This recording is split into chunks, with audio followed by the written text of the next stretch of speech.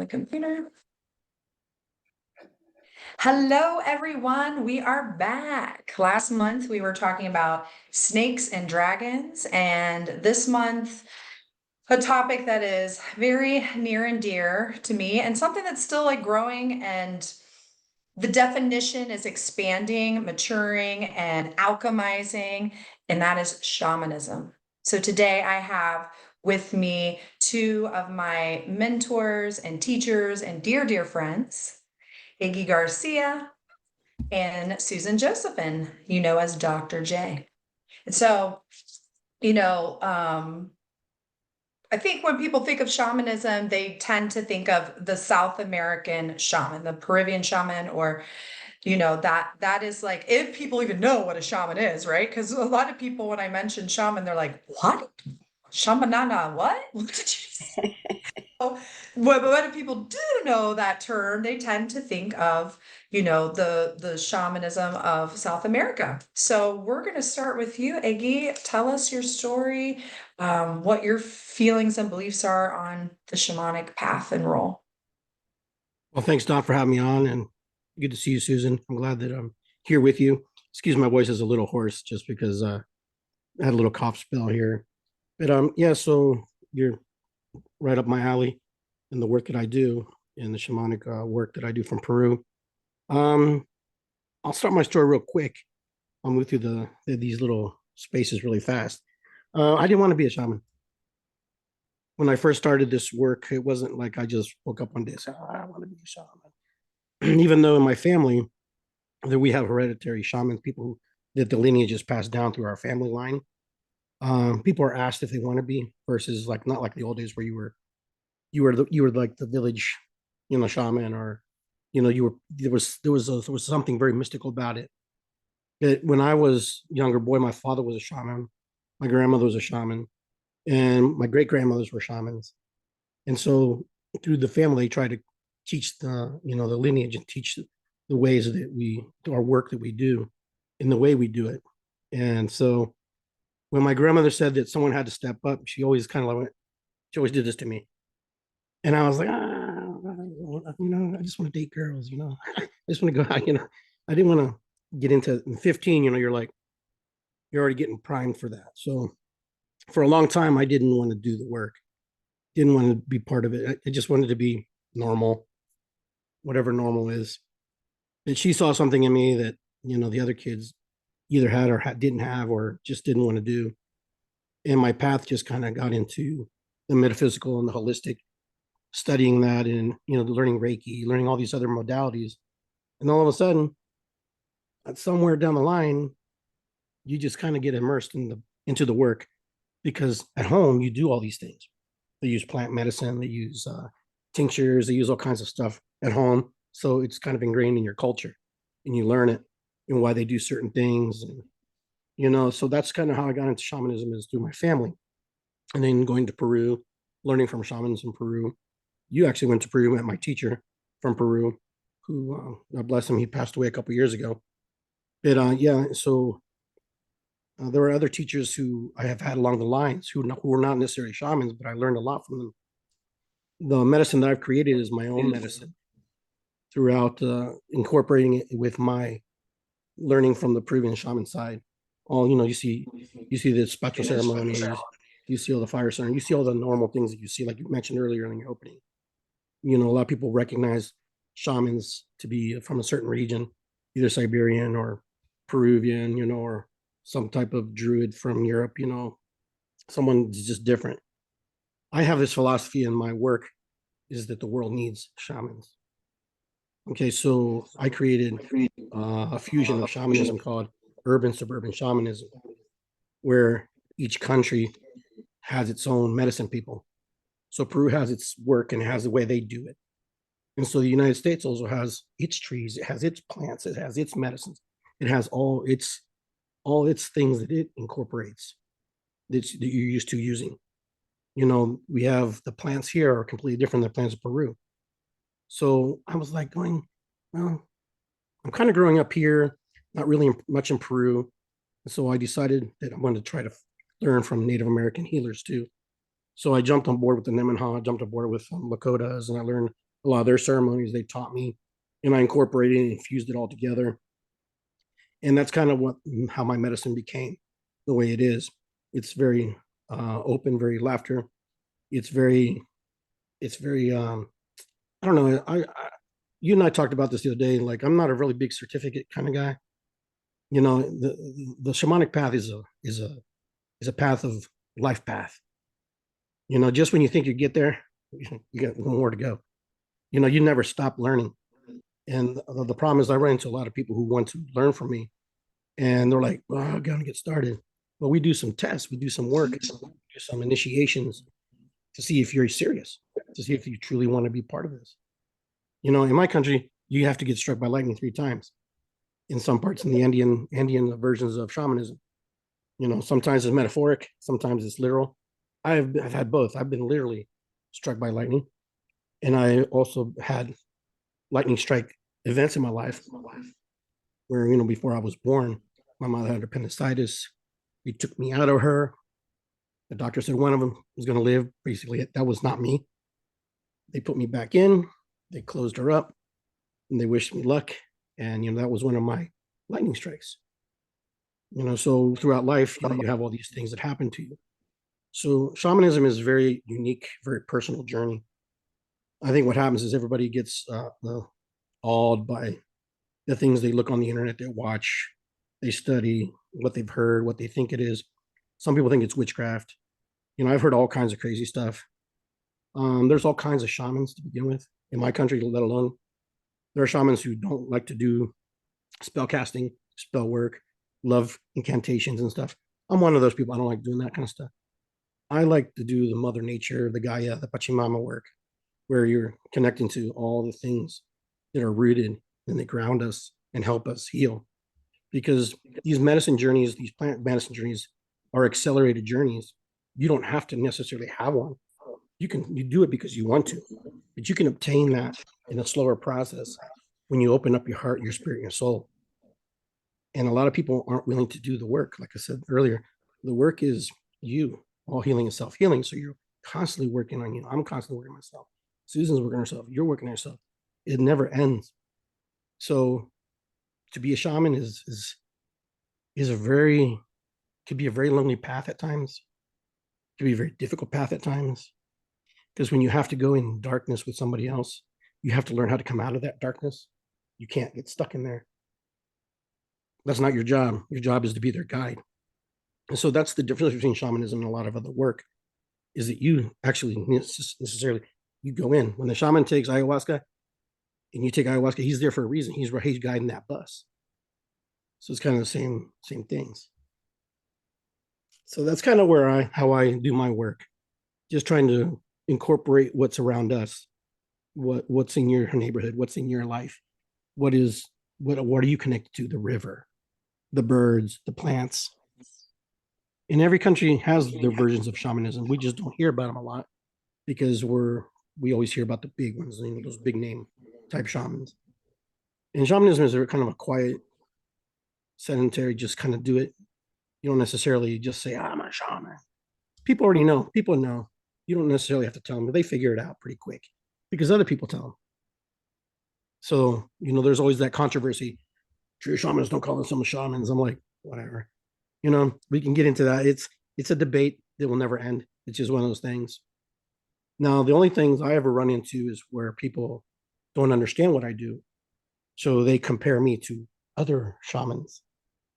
And then they go, well, it's not what I read. Well, it's not what I saw. Well, it's not supposed to be that way. You're as individual as every star in the universe.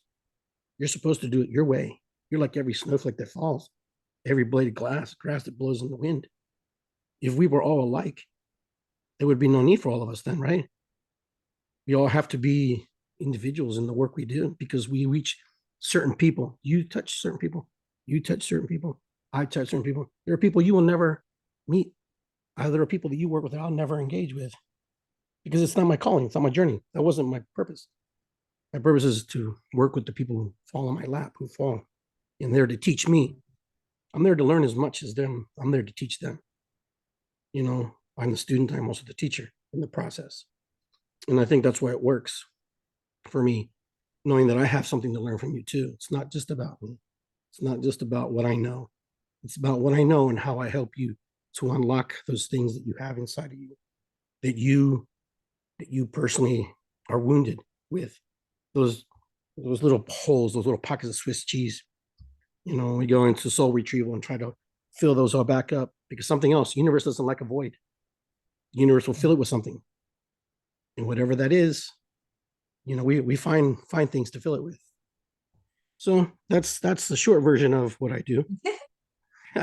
you know, I could talk all day. That was good. Yes. Again, And thank you for that. I can relate to it being an individual customized journey.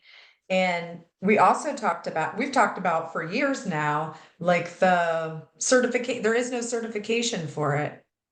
And that it's not fun. It's not fun to get hit by lightning, whether it's no, figuratively or like this is not the same job as like being a Hollywood starlet or a rock star, but yeah, um and then I think the other controversial piece is, being told, I know I get told a lot of times that because I'm from, European descended, that I should not be a shaman or I cannot use that role. And so I tend to use priestess and stuff like that. But you had a really good point the other day of like, that's that.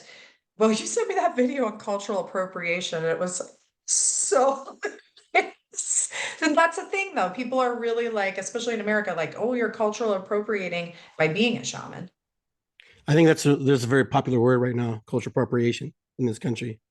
I think right now what I'm watching develop is a lot of remorse and a lot of lineage, old lineage, where people feel guilty for what their ancestors did to a lot of the indigenous people from the past. When the Spaniards came over here and they conquered my people and all the people and did what they did, and they appropriated their belief systems onto people and forced it onto people. You know, there's going to be a melding. There's going to be a salad bowl creation. They wanted to melt us in. They wanted us to be like cheese. Where it's all together, but it didn't happen because we're more like leaves of lettuce, tomatoes, cucumbers. We're all in the bowl together.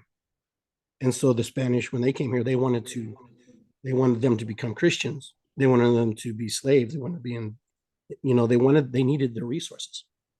Mhm. So what happens is through time, all of those lineages, those DNAs, those miasms, all those things that fall inside our body, you feel it, I feel it. I'm European too, so I have European blood in myself as well. So I feel it too. I feel that my ancestors are crying, hey, we screwed up, blah, blah. But a good friend of mine told me, it's only here in the United States where it seems like a lot of people throw those words around.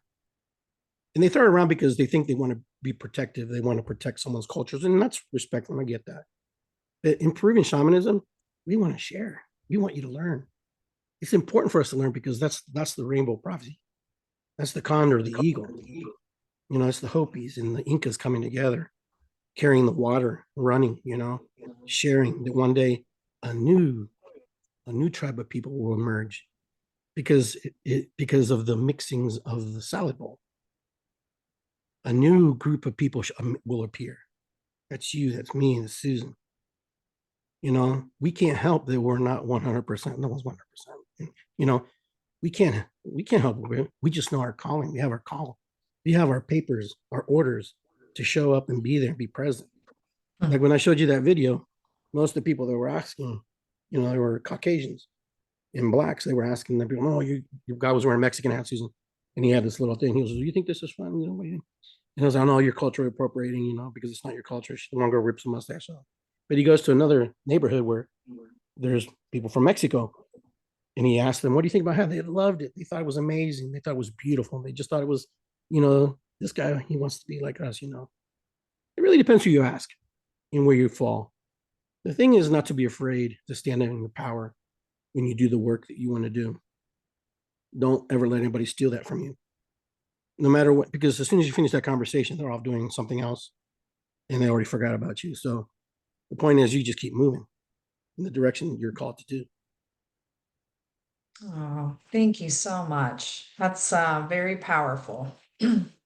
I've always loved you've just been a wonderful teacher in my life and a wonderful friend. And I will never, I will always treasure our time in Peru and with your grandma and with your family and all the things you've taught me. And you got great Welcome. medicine, Iggy. Thank you. Yeah. I'm only as good as the people around me. So I appreciate you guys. Oh, bless your heart. Well, I guess I will kind of transition into, my experience with the path. It was not always so. I think it was my second lightning strike. Maybe, well, it must have been my third where I became, figured out that there was something going on here. I also, when I was in my mom's womb, they gave her too much Pitocin and her uterus almost exploded while I was in it. So I was like miracle coming through baby as well. And then just the initiations growing up, just a really intensive childhood, lots of violence, lots of having to go into nature to find respite. And then the big thing was almost dying giving birth. So, lots of issues giving birth to my daughter. And then after I gave birth to her, they had to do it C-section. I got a very bad staph infection and woke up and I knew I was dying. That's the crazy part. I woke up and I was like, Mom, wake up, I'm dying. This is the feel. This must be what there's like a feeling when you're dying. And I was feeling it. And the doctor came and said, oh yeah, she, put me on all the intravenous antibiotics. When I went back to work, I had abilities. So I was a hairstylist, went back to work, and all of a sudden I'm like, well, I'm walking along the Olentangy River, and there's a there's a Native American there. He's like, "Do you want to know what it felt like to be in the moment on this canoe?" I'm like, "Sure." Or that's when I had the abilities to speak to spirits. I did not really have it before, 2005. So I think it was in my lineage, I had mentioned my grandfather who probably had these abilities. He told me in spirit form, he said, I had these abilities. It was awful. I couldn't handle it. He drank every day and eventually killed himself when I was 1 years old. So if that's not a testimony to these gifts not being a fun time all the time. But yeah, I came back to work and I knew things and I could communicate telepathically with people. And that's when my friend Aster came into my life, who had just spent 6 years in Peru. And that's the funny thing is how many Peruvian shamans I met as a midwestern. Just last year, this guy, Don, I don't know if you know his last name, Iggy. Or I don't even know if you knew he came, but he came right into Columbus at Rita's spot and did despacho and stuff like that. And just like you mentioned, there was no like he wanted to teach everyone in that room how to do despacho, how to do fight. Like there was no like, hey, this is my thing. Truly I got to experience through you and him like that. No, like this is available to everyone. Um, and then of course, not expecting to meet Herbert in Peru. I was one when we went to Peru that did not want to do the ayahuasca ceremony. I was terrified of doing medicine. And he was like, nope, nope, no. Ayahuasca's calling you. I said, oh, just give me a homeopathic dose, man. Like, I don't want to do the full trip. And he he gave me one thing I noticed right away is that most people had their eyes closed and were journeying, and I was like this, looking at Herbert. I was like, "Hey, buddy, what happens next?" And he telepathically said, "Oh shit, you're a shaman." I was like, "I guess so." I was like, "Should I help these people in the circle? Like they're freaking out, man." One person's a goat, and he was like, "No, no, no, it's your first time. Just sing, Mariposa." There was a lot of butterfly medicine in that trip to Peru. And so, I think being the shaman, I can walk the worlds, right? I got a foot in the spirit world, a foot in this world all the time. Um, and the ayahuasca journey was about me healing my lineage or doing that repeated work on myself, which I have really committed to and finally understood after over a decade of intensive work that didn't start with me. These things didn't start with me. The salad bowl happened a long time ago. I'm just here to, I don't know, do the bits and pieces. So the other little piece about the shamanism, well, then the second piece was Shakti Shakedown.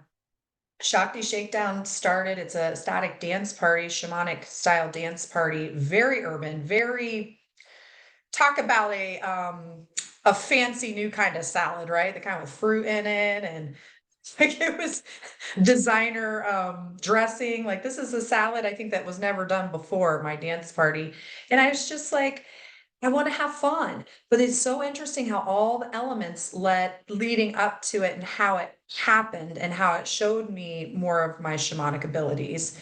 For example, it started because I went to another ecstatic dance on the mountains in New York and became snake and became jaguar. And when that happened, I didn't know what was going on. You know, I was doing the dance, I was closing my eyes, I was connecting with spirit, but at some point I was gone and I had shape shifted into moving like the snake and the jaguar. I couldn't open my eyes and see, but I could move and I felt the pulsing of the earth moving me. I was so connected to her. And when she rang the bell afterwards, I ran up to her. I said, "What did just happened?" And Tony said, well, you, with your eyes closed, you were moving people. You were, without touching them, you were making them swirl and you were making them go up and down. I was like, what? So that was like the next chapter of there's something going on here. It's really powerful and potent. And I'd worked with Iggy and I had worked with Rita and Maggie Harden, who made this cool mask in the back. You know, I had some really powerful guides and teachers. And my next step was the dance. And I started a static dance party at a meadery, which is honey wine. And then I meant to get the book. About 6 months into it, I'm hosting these dance parties. I'm going, you know, I'm kind of going back into that darkness and becoming one with animals and shape shifting. And then I get this book about bee shamanism. And these women, they called the Melissa or the Melissa, who would drink honey or honey wine, and then they'd go into like ecstasy bliss, right? Like the bee does when it sucks out the, you know, the nectar of the flower, it goes into the sensual bliss. And then the Melissa would have the people around them kind of go into healing sensual trances as well. And so on some level, I realized for my guides, like, oh, that's what I'm doing. And this is probably a lineage long ago that is, you know, somehow my guides got me back, you know, got us back into it. It was really sacred and really special. I haven't been doing it in a while, but about the same time that ended, I met Susan. And, you know, at some point, you know, thank God I met you too, because like you were like, your gifts are very strong, but you're going to get sick if you don't learn how to, you know, clear, how to read. I had started doing intuitive readings for a living. I had switched from hair to really wanting to coach and help people. And, you know, she taught me about the true voice and how to let visions come to me rather than going out and looking for them, and how to clear and just fine tuning a lot of my skill sets, as well as a way to journey without medicine, right? Like to journey this formulation of journey, which I know, I believe you said, you know, your mom was like an anthropologist shaman, and then Susan, you have the PhD philosopher shaman vision, and they're both coming. They're two different aspects of the maybe not two different aspects, but like the trance postures. So I've really enjoyed the last several years learning how to journey through dance, through medicine, but also now through these postures that you've been teaching me. So I will go ahead and open the floor to you, Susan, for that, for your experience and for more information on that form of shamanism.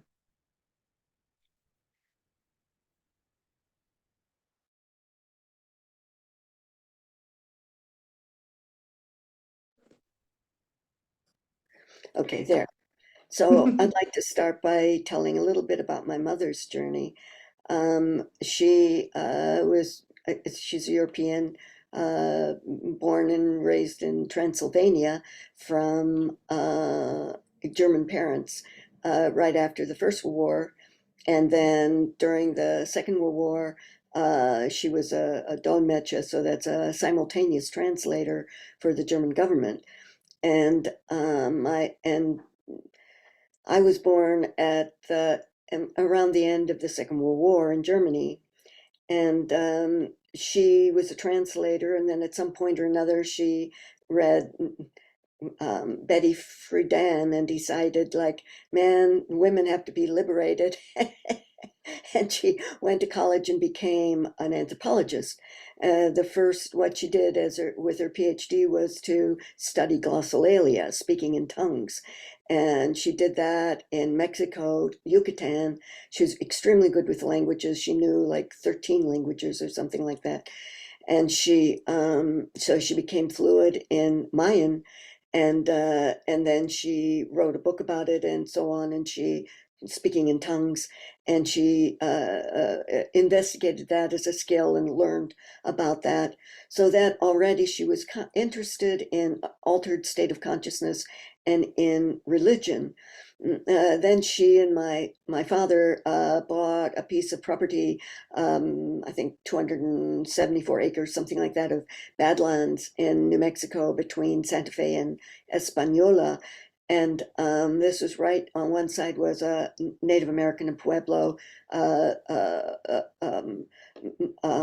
Pueblo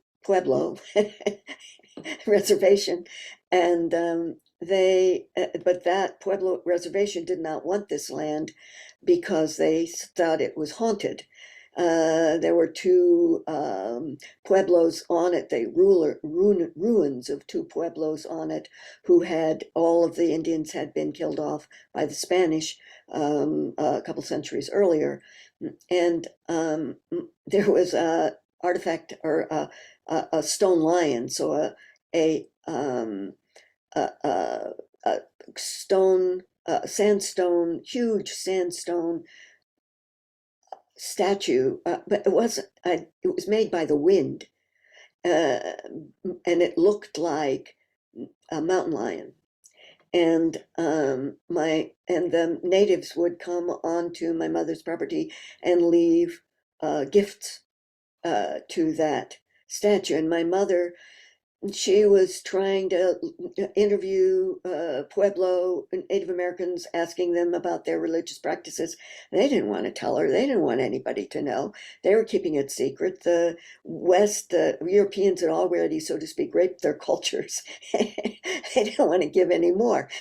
But my mother was, okay, well, at some point, she had researched this and thought about it and had friendships with Pueblo Native Americans next to her land, and she understood their worldview from the inside. And at that point, she converted to their perspective. And at that point, she lost her quote unquote objectivity from the perspective of the anthropologists. So she was sort of kicked out of the anthropology world because she'd gone native. And that was, so that's another side of this whole thing. It's like, that's the cultural appropriation, so to speak, but not really. She just decided they were right, but she wasn't 100% sure because she herself had never had a strong spiritual experience.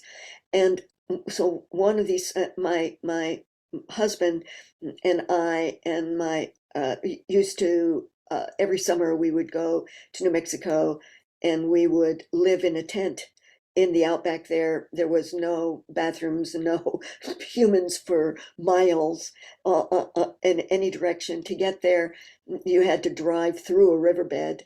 There was no bridge or anything, like up and down, up and down, up and down, arroyos and so on. Very isolated place. So one time my sister and her boyfriend came to visit us, and we went out onto the land to where we didn't know that there was this artifact, this stone lion. They called it the stone. We didn't know that there was a stone lion there. We were just wanting to show, we thought we would camp out by the ruins of the pueblos out there. So we it was getting dark, and we decided, well, we can't. There's no paths. It's just like you kind of have to kind of trust your gut. Okay, do we go this way? Do we go that way into the arroyos and through the arroyos? Totally lost. And so it was getting dark, and so we decided, okay, we'll just camp here. And there was this beautiful stone sandstone thing of a mountain lion. Well, oh, that's really cool. So we made a fire under it, and then we put up our tent and everything. The men went off to get more firewood. My sister was sitting there by the fire. I went into the tent, and because in New Mexico, there's where we were always wind. It's high, always wind, and night and day. In the day it's really hot, and at night it's really cold. So I was getting cold. I went into the tent. My sister was sitting there, and all of a sudden, these two spirits came out of the stone lion. The sandstone stone lion came out into the fire. They were made out of fire, and then they called to her, and they said, "Why did you call us?" And she had no idea. She was terrified. Meanwhile, I was in the tent, and the tent door was open, and I didn't know what was going on with her, but then a couple minutes later, I saw these two spirit, like they looked like I don't know, shapes. They were like shadow shapes, only they were three-dimensional shadow shapes. And they came past the tent, and I, of course, as I've taught you, Dawn, I put my hand on my heart. I thought, oh my God, they're going to try to possess me, and one of them came through the door of the tent right up into my face, this open mouth with all these teeth, like very scary. And he was like, "What do you want?" you know so we were terrified when the men, then they disappeared. When the men came back, we told them, "Oh my goodness, look at what happened." Both of us saw it independently. I mean, this was an existence proof. These were real. We said, "We gotta leave, man. This is a scary place. We gotta leave." And the guys pointed out, it's like completely dark. It's not like you get the dark in the cities. This is like the dark with no moon. It was completely dark. We couldn't see anything. We were already lost. We had no idea how to get back up and down the arroyos. You can't do it in the night. We couldn't do it. So they said, "Look, we'll just stay in the tent. We'll be okay." We heard them. We heard them outside the tent, but we weren't sure what it was. Oh, there are also real mountain lions right there in that place. Maybe these were real mountain lions, which was scarier. We weren't at all sure of that. So this is a very dramatic experience. As soon as it was dawn, we didn't sleep a wink. We were all there huddled in the tent. As soon as it was dawn, we quickly put our stuff together, and then they appeared again, and they herded us. They herded us back across the arroyos, across the landscape, back to the car. And then we were in the car. We could see them on the sides of the car with us. And then as soon as we got past the Santa de Cristo mountain range, they disappeared. And afterwards, we decided what was going on is they decided what we wanted. We were calling them because we made a fire, and that was the way they were called. It was obvious once, we got away from it. We called them, and they came, and since we didn't give them any instructions, they acted, and they were hunter spirits, so they acted as protection, and they were protecting us until we were out of their territory, and they were helping us go out of their territory. So although we were terrified, that was one of the lessons we learned. We were terrified because we didn't understand what was happening, not because these were quote unquote evil spirits or something like that. They're just doing their job. We told my mother about it. She was so upset. How come? She's the anthropologist. She goes there all the time. She had never gotten these people, these spirits had never come to her. Why hadn't she seen them? So she started leaving offerings, and nothing happened. Nothing happened. So finally she goes up into the mountains, and there where they had their central shrine, and where the Westerners, as Europeans weren't allowed into that area, but because she was an anthropologist, she got a special pass, and she took some of her students with her, and then they were going to go to the central shrine where they leave offerings of antelope horns, and they do celebrations and rituals, and they use these spirits now, for how long we don't know, as hunting spirits. So she never made it there. None of them ever made it. They got lost. They wandered around. They didn't make it. And so my mother decided, she was in their 60s already, and she felt like she was too overwhelmed. She could not handle it anymore. So she said, well, she was going to go back to the car. She got lost, and then she found herself in this arroyo. So she's on one side, and then there's this deep, deep, deep canyon. And then on the other side was something she couldn't, like small, there are these small, like, I don't, pinon bushes. And so on the other side, she was um, um, dehydrated. She was extremely worn out.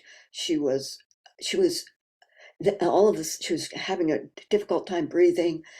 But then is when she found the stone lions found her. The spirits found her. They came across the arroyo at her, and they said, "Leave. If you don't leave, we'll kill you." And they started to blow the sand into her face so that she couldn't breathe. I mean, because she was apparently right across from the shrine. She was not a Native American. They did not want her to be there. So she was breathing this, and she was terrified, and she was the light. And she was very afraid. And that's when she was saved by her brother buffalo, which was the buffalo spirit that came and saved her, and told her, "You're a buffalo spirit. And that's what you'll be after you die. You will be a buffalo spirit, and we'll lead you back, and then you will have the buffalo way." And that way for her was where she was trying to make. She wanted to. Her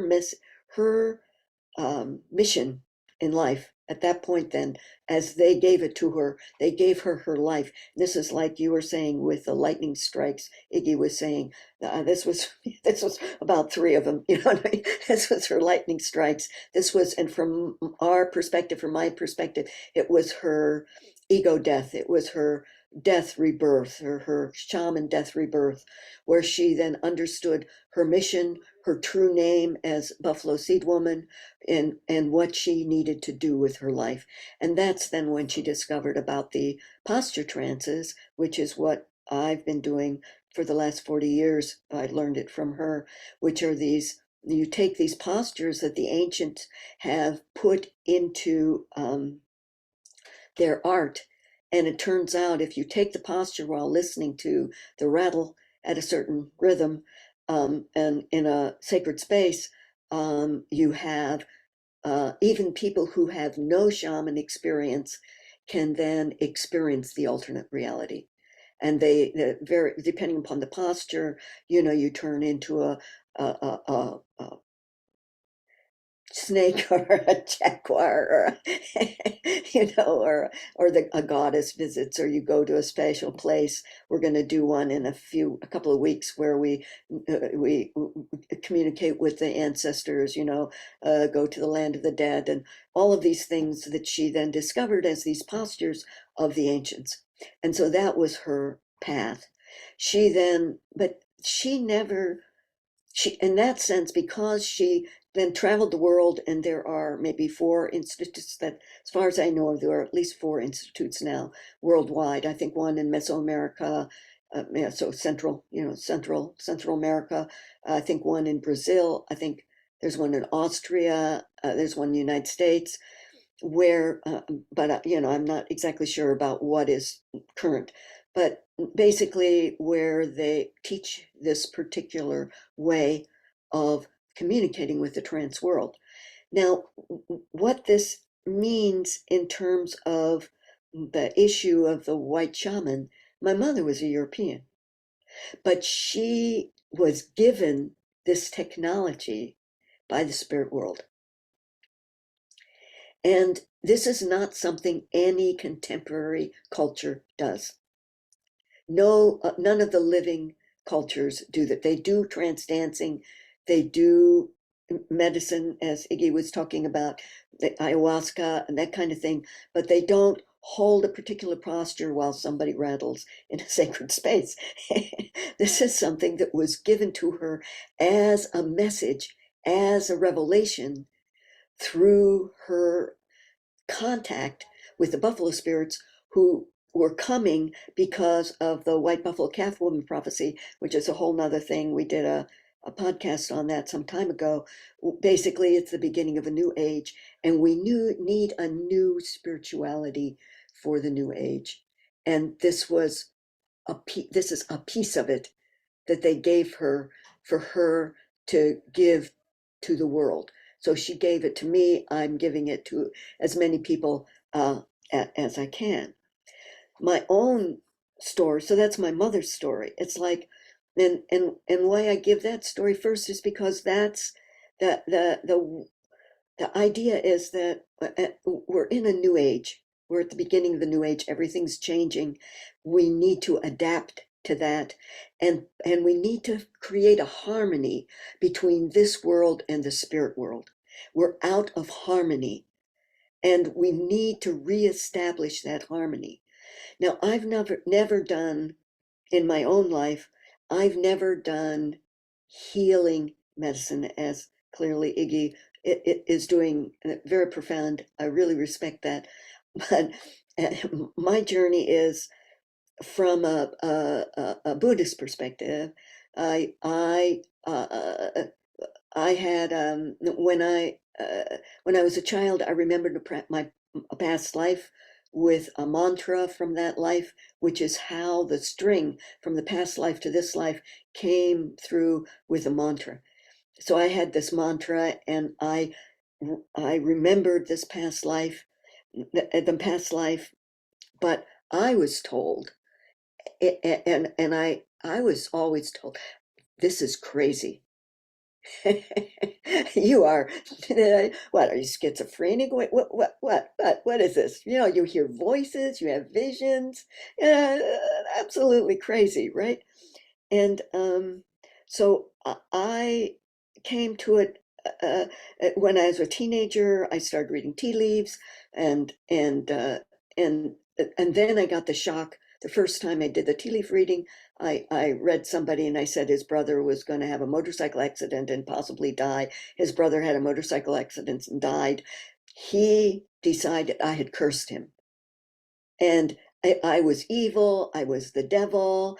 And so throughout my life, there's been this pressure. Either I'm insane or I'm the bad guy. I'm the witchy lady, right? That was the problem. Then when I was in but you know, the music kept on going because I knew from my childhood experiences, the reincarnation, remembering the previous life, I knew how to put this self away. I knew that there was a bigger reality. I knew that there was more to this story than the secular world. I knew that there was a greater world, you know, and I could touch that inner space.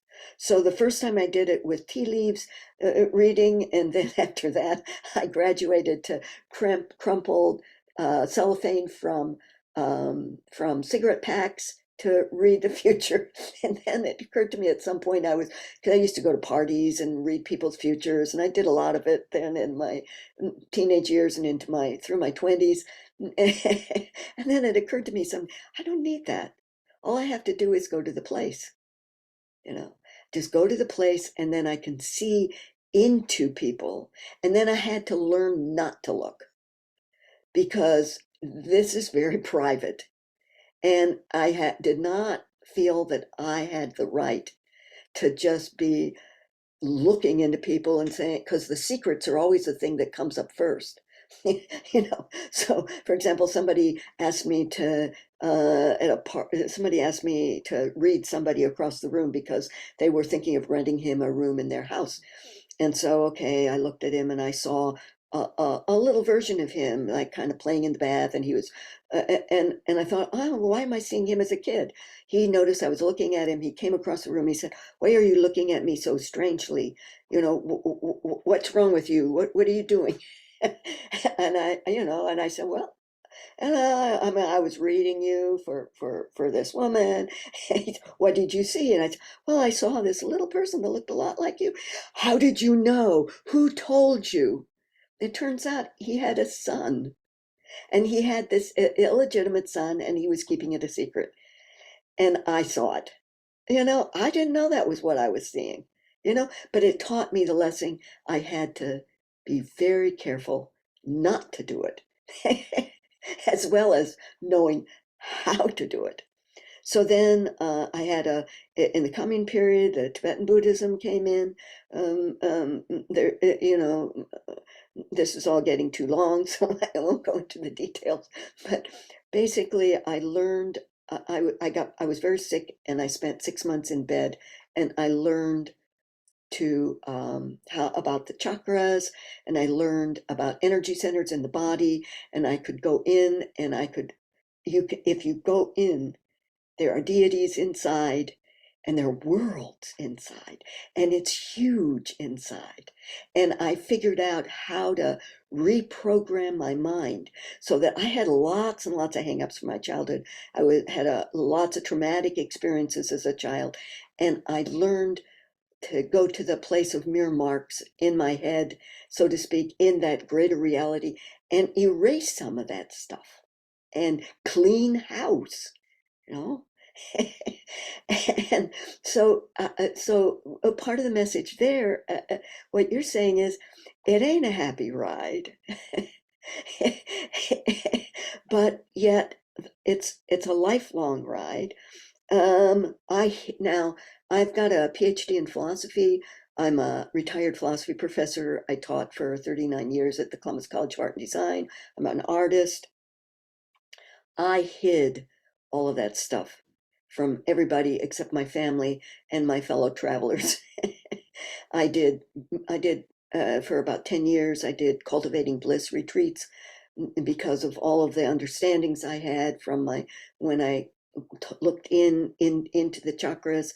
And then then when my mother figured out about these posture trances, I then incorporated that. So for 40 years, I've been doing that with people. And I hid it because I would have been fired, as it's not academically cool to have shamanistic skills, man. That is crazy land. I must be crazy. Either I'm crazy or I'm very superstitious, hence not rational, or I'm anti-Christian. I mean, so many times it's happened, even doing the trances of my mother, for my mother's, the posture trances, that people would come to the trances with the intention of messing it up because they were fundamentalist Christians who believed that we were doing devil worship. And they'll come in there and then they'll do whatever they can to mess the thing up. Om, may they prosper, but please, why don't they stay in their own world? And we'll do our trip and they do their trip, but they don't seem to feel that way. But I always try to treat them gently, but please ask them to leave. This is not their trip. This is not their trip. But after I was retired, I could come out, and Dawn helped me to come out and do these. I thought the only thing I had to teach was the stuff. I could not teach the stuff that I was doing in terms of the mantra, how to say the mantra that was given to me by dreams and visions and spirits.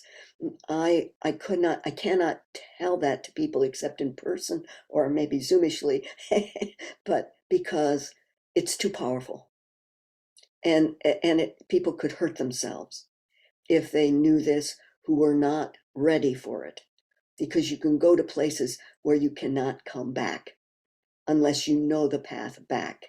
And that's one thing that is a problem, is that the Western culture, that is European culture, has has erased as much as they possibly can of our cultural knowledge from more ancient times, and from native cultures, about the greater reality, about the spirit world.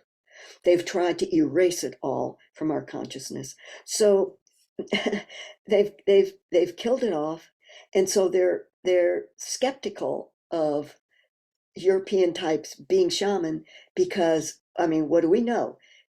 And they're right. What do we know?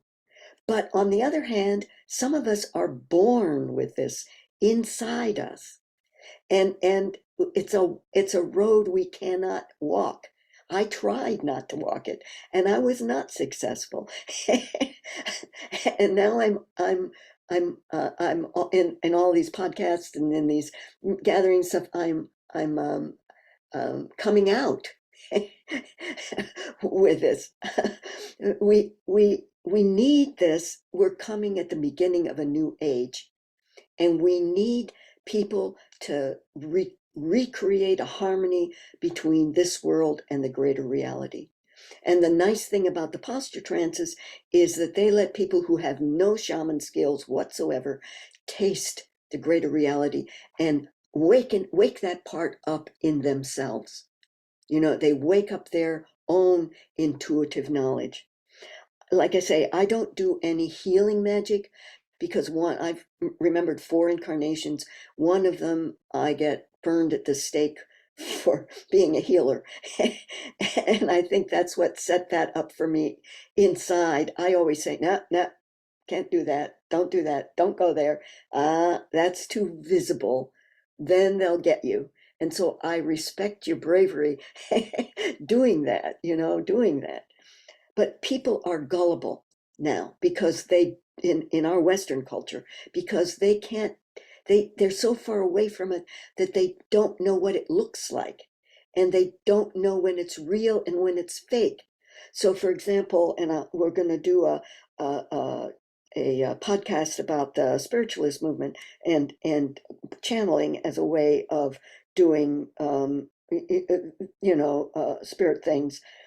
And for example, the Fox sisters but just to give an example from that, the Fox sisters who started it, and they were living in a house, and the house, the story about the house was that there was a murder in the house, and there was a ghost in the house that was hanging out because of this murder. It was the ghost of the person who had been murdered. And so they heard this knock, knock, knocking, poltergeisty things, and they decided that's a ghost. So then they started to, then they moved from that house to another house, claiming that they're bringing the ghost with them. And then they start this theater stuff where people come and ask random questions, and their ghost knocks, I think it's once for yes and twice for no, see? And people didn't realize that this was fake. They didn't know that if you're stuck in a house because you were murdered there, you're not going to move because these 2 teenage girls move. I mean, and ghosts don't hang out and then knock once for yes and knock twice for no. They don't do that. For random folks, they don't do that. But people don't have the understanding to know they're gullible. And when one of the Fox sisters admitted it was faked, what it was that they had a genetic abnormality that allowed them to crack their toes and their knees loudly, so they could make these cracks.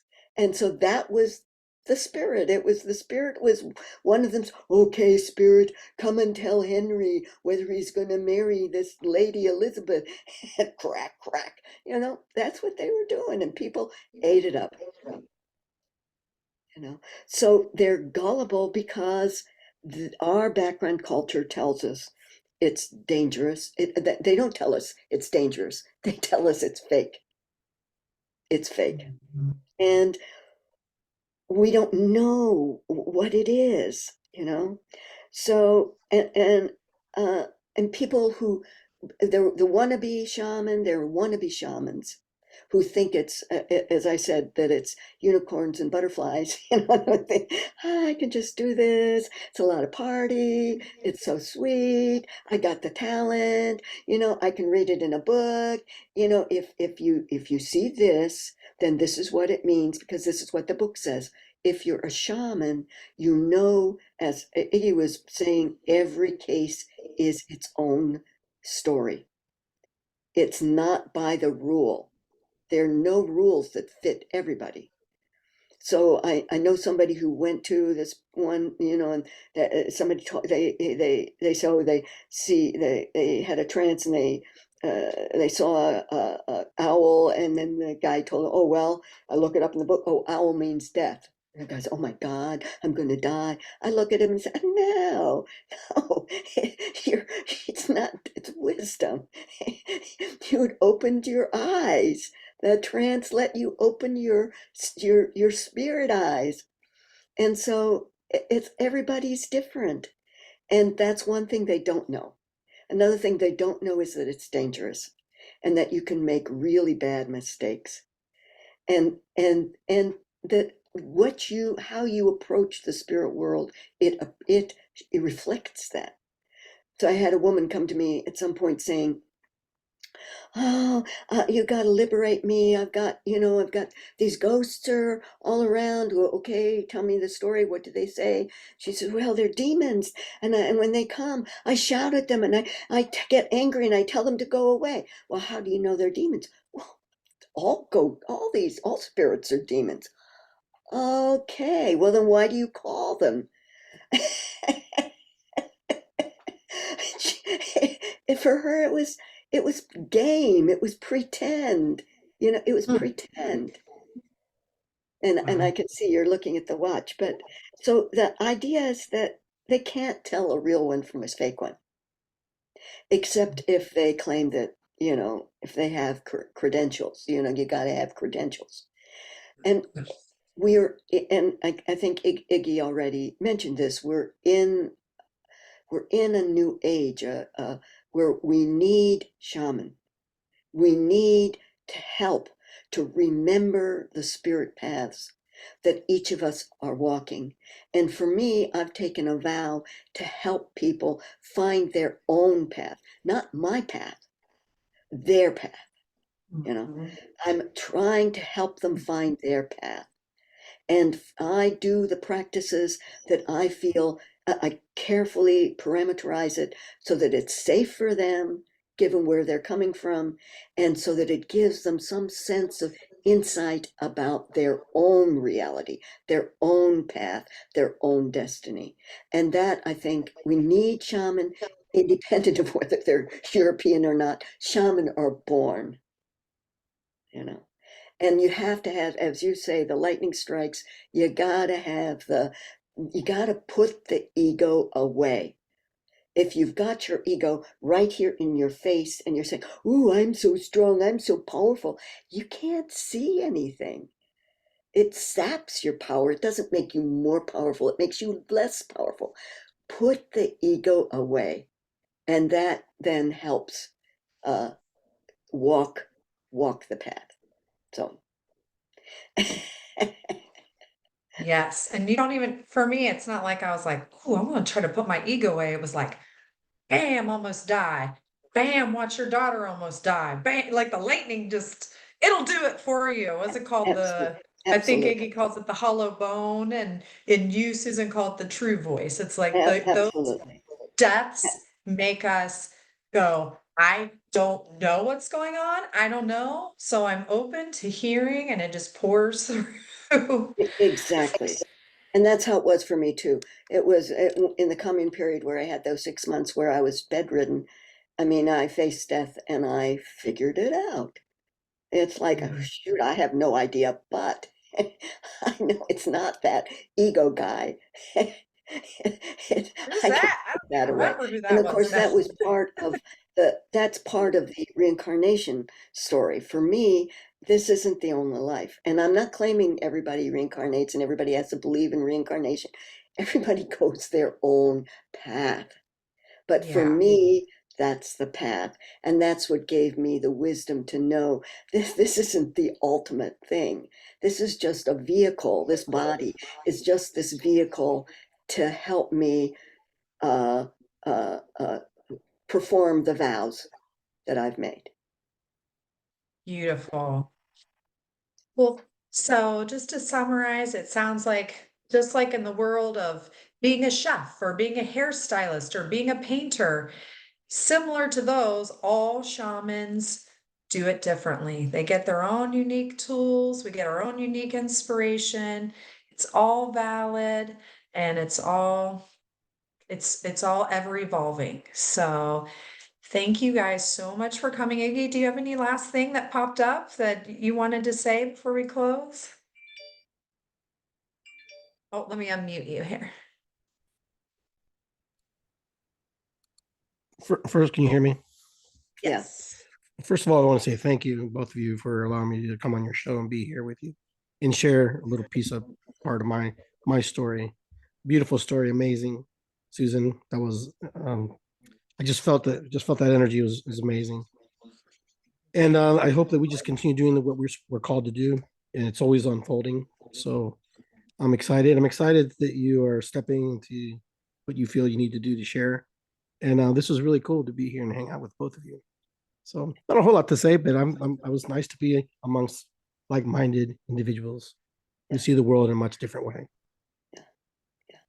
Thank Thank you. you. Yeah, our path can be lonely, but it's kind of cool we were all together for a little bit. Yeah. Yeah. Now we go back out into the world and do our medicine. Beautiful. I'm gonna end with singing a song. I'm coming now. I want the world to know. That's your coming out party song. All right. And is there, well, you already mentioned the next topic, Susan. So So the next one we're going to do is we're going to talk about channeling awesome. and how the spiritualists did that and made a lot of fake shaman for us, but how you really do that and what that's really like and attitudes towards the dead and other cultures and how you get messages from the dead and all of that. So we're going to talk about that world. And if you and Iggy, if Iggy wants has, feels that that's something he wants to contribute to, Oh yeah, we would You guys totally are have fun. you back. You guys are fun. whatever. I enjoy you're like right up my alley. I'm like, this is all the stuff I like to talk about. Okay. Okay. Awesome. Thank you. All right. Thank you everyone for joining and listening. Leave your comments, like, subscribe, and we will talk to you next time.